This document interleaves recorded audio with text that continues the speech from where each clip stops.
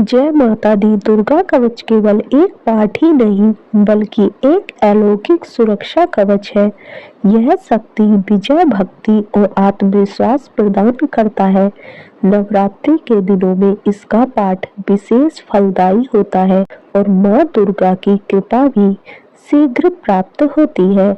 जो साधक नियमित रूप से श्रद्धा और भक्ति के साथ नियमित दुर्गा कवच का पाठ पढ़ते अथवा सुनते हैं, उनके जीवन में कोई संकट टिक नहीं पाता और वे हर क्षेत्र में उन्नति करते हैं। अगर किसी व्यक्ति की कुंडली में शनि, राहु, केतु या अन्य ग्रहों का अशुभ प्रभाव हो, तो दुर्गा कवच का नियमित पाठ करने से इन सभी दोषों का निवारण हो सकता है। यह विशेष रूप से मंगल दोष और कालसर्प योग को शांत करने के लिए भी प्रभावी माना जाता है।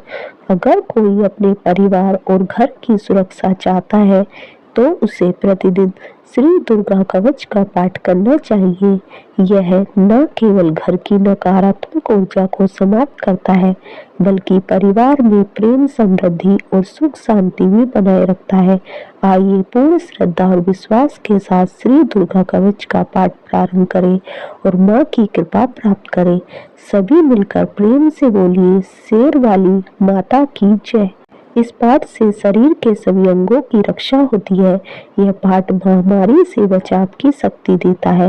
यह पाठ संपूर्ण आरोग्य का शुभ वरदान देता है और यह कवच पाठ अत्यंत गोपनीय पाठ है, इसलिए इसे पूरी पवित्रता से किया जाना चाहिए। 18 महापुराणों में से एक मार्कंडेय पुराण के अंदर देवी कवच के श्लोक अंतर्भूत है और यह अद्भुत दुर्गा सप्तशती की हिस्सा है। देवी कवच को भगवान ब्रह्मा जी ने ऋषि मार्कंडेय को सुनाया था। मार्कंडेय जी ने कहा, हे पितामह, जो इस संसार में परम गोपनीय तथा मनुष्यों की सब प्रकार से रक्षा करने वाला है और जो अब तक आपने दूसरे किसी के सामने प्रकट नहीं किया हो, ऐसा कोई साधन मुझे बताइए। पितामह ने कहा, हे ब्राह्मण, ऐसा साधन तो एक देवी का कवच ही है जो गोपनीय से भी परम गोपनीय, पवित्र तथा संपूर्ण प्राणियों का उपकार करने वाला है। महामुने, उसे श्रवण करो। प्रथम नाम शैलपुत्री है, दूसरी मूर्ति का नाम ब्रह्मचारिणी है, तीसरा स्वरूप चंद्र घंटा के नाम से प्रसिद्ध है, चौथा मूर्ति को कुष्मांडा कहते हैं, पांचवी दुर्गा का नाम स्कंद माता है, देवी के छठे रूप को कात्यायनी कहते हैं, सातवां कालरात्रि और आठवां स्वरूप महागौरी के नाम से प्रसिद्ध है, नवी दुर्गा का नाम सिद्धिदात्री है। ये सब नाम सर्वज्ञ महात्मा वेद भगवान के द्वारा ही प्रतिपादित हुए हैं। ये सब नाम सर्वज्ञ महात्मा मनुष्य अग्नि में जल रहा हो, रणभूमि में शत्रुओं से घिर रहा हो, विषम संकट में फंस गया हो तथा इस प्रकार भय से आतुर होकर जो भगवती दुर्गा की शरण में प्राप्त हुए हो, उनका कभी कोई अमंगल नहीं होता। युद्ध समय संकट में पड़ने पर भी उनके ऊपर कोई विपत्ति नहीं दिखाई देती, उनके शोक, दुख और भय की प्राप्ति नहीं होती। जिन्होंने भक्ति पूर्वक देवी का स्मरण किया है, उनका निश्चय ही अभ्युदय होता है। देवीश्वरी, जो तुम्हारा चिंतन करते हैं, उनकी तुम निस्संदेह रक्षा करती हो।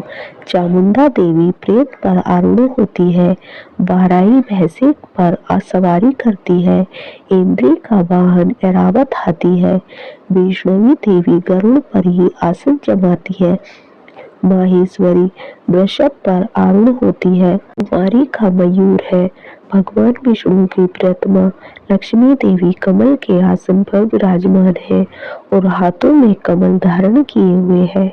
वृषभ पर आरूढ़ देवी ने श्वेत रूप धारण कर रखा है। ब्राह्मी देवी हंस पर बैठी हुई है और सब प्रकार के आभूषणों से विभूषित है। इस प्रकार ये सभी माताएं सब प्रकार की योग सिद्धियों से संपन्न है। इनके सिवा और भी बहुत सी देवियां हैं जो अनेक प्रकार के आभूषणों की शोभा से युक्त तथा नाना प्रकार के रत्नों से सुशोभित है। ये संपूर्ण देवियां क्रोध में भरी हुई है और भक्तों की रक्षा के लिए रथ पर बैठी दिखाई देती है। ये शंख चक्र गदा शक्ति हल और मूसल खेटक और तोमर परशु तथा पास कुंत और त्रिशूल एवं उत्तम सारंग धनुष आदि अस्त्र अपने हाथ में धारण करती हैं। दैत्यों के शरीर का नाश करना, भक्तों को अभयदान देना और देवताओं का कल्याण करना, यही उनके शस्त्र धारण का उद्देश्य है। महान रौद्र रूप, अत्यंत घोर पराक्रम, महान बल और महान उत्साह वाली देवी, तुम महान भय का नाश करने वाली हो, तुम्हें नमस्कार है। तुम्हारी ओर देखना भी कठिन है। शत्रुओं का भय बढ़ाने वाली जगदम्बिक, मेरी रक्षा करो। पूर्व दिशा में इंद्र शक्ति मेरी रक्षा करे। अग्नि कोण में अग्नि शक्ति, दक्षिण दिशा में वाराही तथा नेतृत्व कोण में खड्ग धारिणी मेरी रक्षा करे। पश्चिम दिशा में वारुणी और वायव्य कोण में मृग पर सवारी करने वाली देवी मेरी रक्षा करे। उत्तर दिशा में कुमारी और ईशान कोण में सूर्यधारिणी देवी रक्षा करे। ब्रह्माणी, तुम ऊपर की ओर से मेरी रक्षा करो और वैष्णवी देवी नीचे की ओर से मेरी रक्षा करे। वाम भाग में जीता और दक्षिण भाग में अपराजिता रक्षा करे। अधोतिनी शिखा की रक्षा करे। उमा मेरी मस्तक पर विराजमान होकर रक्षा करे। ललाट में मालाधरी रक्षा करे और यशस्विनी देवी मेरी भोग का संरक्षण करे। भोग के मध्य भाग में त्रिनेत्रा और नथुनों की यम घंटा देवी रक्षा करे। नासिका में सुगंधा और ऊपर के होठ में चर्चिका देवी रक्षा करे। नीचे के होठ में अमृत कला तथा जीवा में सरस्वती रक्षा करे। कुमारी दांतों की और चंडिका कंठ प्रदेश की रक्षा करे। चित्र घंटा गले की घाटी और महामाया तालु में रहकर रक्षा करे। कामाक्षी थोड़ी की और सर्वमंगला मेरी वाणी की रक्षा करे।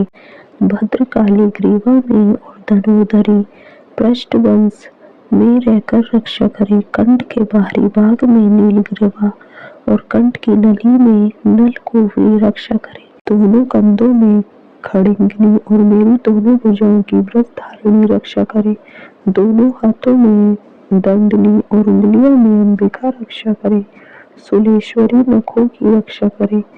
कुलेश्वरी कुशी पेट में रहकर रक्षा करे। महादेवी दोनों स्तनों की और शोक विनाशिनी देवी मन की रक्षा करे। ललिता देवी हृदय में और सूर्यधारिणी उदर में रहकर रक्षा करे। नाभि में कामिनी और गुरु भाग की गुहेश्वरी रक्षा करे। पूतना और कामिका लिंग की और महेश वाहिनी गुदा की रक्षा करे। भगवती कटी भाग में और विंध्यवासिनी घुटनों की रक्षा करे। संपूर्ण कामनाओं को देने वाली महाबला देवी दोनों पिंडलियों की रक्षा करे। नारसिली दोनों घुटियों की और तेजसी देवी दोनों चरणों के पृष्ठभाग की रक्षा करे। श्री देवी पैरों की उंगलियों में और तलवासनी पैरों के तलुओं में रहकर रक्षा करे। अपनी दाढ़ों के कारण भयंकर दिखाई देने वाली दृष्टा कराली देवी नखों की और ऊर्ध्व केसनी देवी केशों की रक्षा करे। रोमावलियों के छिद्रों में कोवेरी और त्वचा की बागेश्वरी देवी रक्षा करे। पार्वती देवी रक्त मज्जा बसा मांस हड्डी और वेद की रक्षा करे। आंतों की कालरात्रि और पित्त की मुकुटेश्वरी रक्षा करे। मूलाधार आदि कमल कोशों में पदावती देवी और कफ में चूड़ामणि देवी स्थित होकर रक्षा करे। नख के तेज की ज्वालामुखी रक्षा करे।